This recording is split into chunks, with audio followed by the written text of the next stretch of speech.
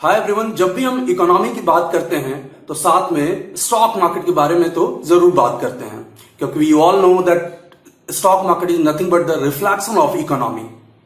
लेकिन ऐसे में जब इकोनॉमी में इतनी सारी प्रॉब्लम चल रही है, जीडीपी के डेटा जो है वो नीचे होकर के आ रहे हैं। लास्ट डे हमने यूएस का जीडीपी डेटा देखा जो कॉन्ट्रैक्ट होकर के आया है। जॉबलेस क्लेम का डेटा बढ़ रहा है, वहीं अदर प्रॉब्लम्स आप देख रहे हैं वो भी तेजी से बढ़ रहे हैं। ऑटो सेल्स के नंबर हैं वो काफी नीचे आ रहे हैं। तो जब इकोनॉमी में इतना ज्यादा प्रॉब्लम्स है लॉकडाउन के कारण, कोविड-19 के कारण, तो फिर स्टॉक मार्केट लास्ट कुछ सेशंस में इतना तेजी से ऊपर क्यों जा रहा है। तो आज इस वीडियो में आपको बताऊंगा कि आखिर वो कौन से मेन रीजंस है जिसके कारण ऐसी खराब इकोनॉमी में भी स्टॉक मार्केट तेजी से ऊपर आ रही है। और वीडियो के लास्ट में मैं ये भी डिस्कस करूंगा कि क्या ये तेजी सस्टेनेबल है। To watch the full video, stay tuned.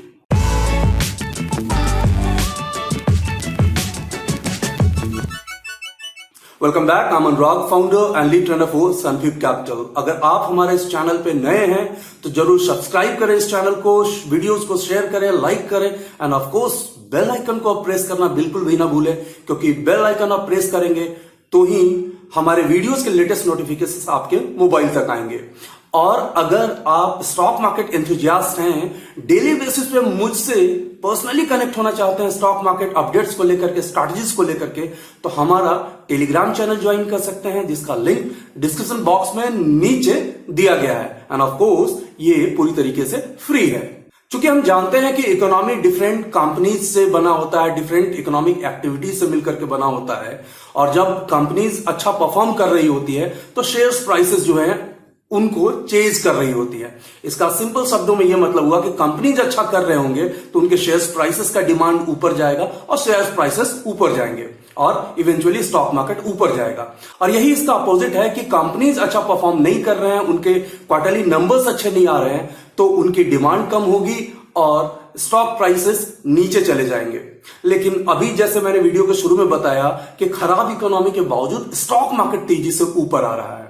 अब मैं मार्केट के बुलिश होने के उस फर्स्ट रीजन के बारे में बात करना चाहूंगा, और वो है शॉर्ट कवरिंग। बेसिकली जब लास्ट मंथ आपने देखा होगा कि कोरोना वायरस के कारण इस तरह से इकोनॉमी में क्राइसिस थी, इस तरह का पैनिक का माहौल था कि जो बिगर हेज फंड्स थे या बिगर स्टॉक मार्केट प्लेयर थे, डेरिवेटिव प्लेयर थे, उन्होंने शॉर्ट सेलिंग की पोजीशन बनाई थी डेरिवेटिव कॉन्ट्रैक्ट में। और वो मार्च एंड अप्रैल ऑफ कोर्स इसको काफी ज्यादा बेरिश कंसिडर कर रहे थे, और जिसके कारण उन्होंने मार्च एंड ऑफ कोर्स अप्रैल के कॉन्ट्रैक्ट में अच्छा खासा शॉर्ट सेलिंग का पोजीशन क्रिएट किया था। अल्टीमेटली जब ये पोजीशन उसको वाइंड अप उनको करने पड़े, उनको अपने शॉर्ट पोजीशन को कवर करना पड़ा, तो ऑफ कोर्स एक टेम्पररी बाइंग आ गई और इसे शॉर्ट कवरिंग कहते हैं। और शॉर्ट कवरिंग का पहचानने का सिंपल तरीका होता है कि ऐसे केस में प्राइस आपके बढ़ेंगे लेकिन ओपन इंटरेस्ट कम होंगे। तो आप एक रीजन आप समझ सकते हैं कि ये बुलिशनेस जो है वो कहीं ना कहीं शॉर्ट कवरिंग का नतीजा है। लेकिन साथ ही साथ यहां पे ये कहना कि प्राइमरी रीजन सिर्फ और सिर्फ शॉर्ट कवरिंग है मार्केट का ऊपर आने का, तो मुझे नहीं लगता है कि यही एक मेन रीजन है।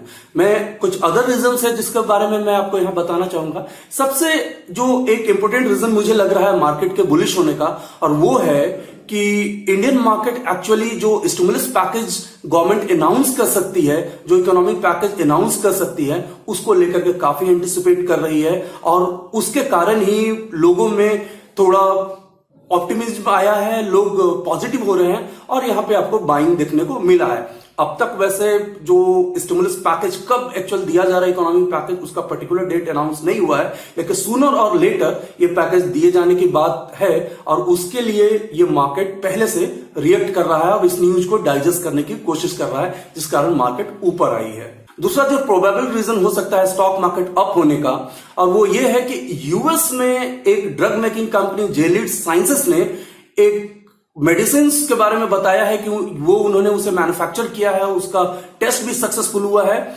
और उस ड्रग का नाम है, उस मेडिसिन का नाम है रेमडेसिविर।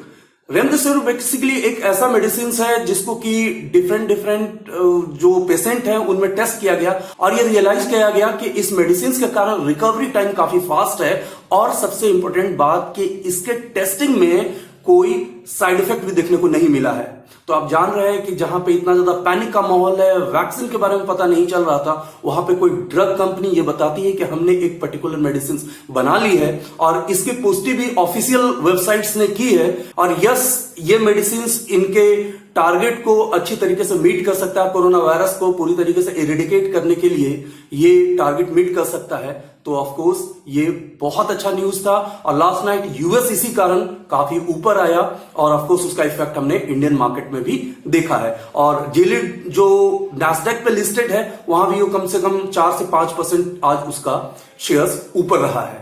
एक और जो रीजन मेरे दिमाग में आता है और ये है कि मार्च का जो इन्फ्लेशन डेटा था, जो specially CPI consumer price index था, वो 2 to 6% के रेंज में ही रहा है, जो आरबीआई के टारगेट में आता है।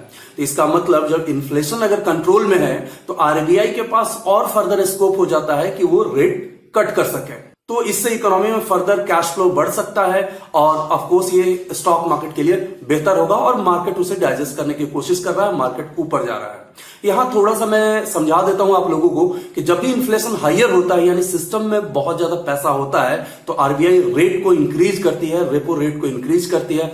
और वहीं अगर सिस्टम में पैसा कम है तो सिस्टम में पैसा इंजेक्ट करने के लिए रेट कट किए जाते हैं और उसके कारण सिस्टम में पैसा आता है और ये स्टॉक मार्केट के लिए अच्छा होता है।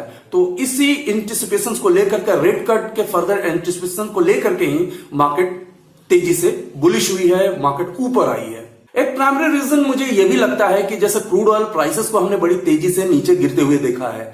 ऑल्दो मई के कॉन्ट्रैक्ट में आपने देखा होगा कि WTI फ्यूचर क्रूड कॉन्ट्रैक्ट जो था वो नेगेटिव हो गया था। अगर उसे इग्नोर भी करें तो ब्रेंट क्रूड ऑयल 18, 20, 22 डॉलर के आसपास है, जो अपने हाई से काफी नीचे है। और आप जानते हैं कि क्रूड ऑयल को इंपोर्ट करने के लिए इंडिया का इंपोर्ट बिल काफी हाई होता है। लेकिन अब क्रूड ऑयल का सेम क्वांटिटी आप कम डॉलर देकर के, यानी लेस डॉलर देकर के भी इंपोर्ट कर पाएंगे, आपका इंपोर्ट बिल कम होगा। तो जिसके कारण कहीं ना कहीं इकोनॉमी पे थोड़ा सा प्रेशर कम होने वाला है। शायद एक ये भी रीजन हो सकता है जिसके कारण स्टॉक मार्केट तेजी से रिकवरी दिखाया है। इन सब पॉइंट के बीच में एक जो इंपॉर्टेंट बात मैं ये बताना चाहता हूं कि जैसे आप जान रहे हैं कि 3 मई के बाद लॉकडाउन को फेज मैनर में खत्म किए जाने की बात हो रही है। डिफरेंट डिस्ट्रिक्ट्स में एक अलग अलग जोन बने हुए हैं, तो उन जोन के अकॉर्डिंग इस लॉकडाउन को खत्म करने की बात की जा रही है। इकोनॉमिक एक्टिविटीज शुरू हो जाएंगे, जो कहीं ना कहीं इकोनॉमी के लिए बहुत अच्छा है, मच नीडेड रिलीफ होगा और स्टॉक मार्केट उस होप में अच्छा परफॉर्म करने की कोशिश कर रहा है। यहां सवाल उठता है कि क्या ये बुलिशनेस सस्टेनेबल है?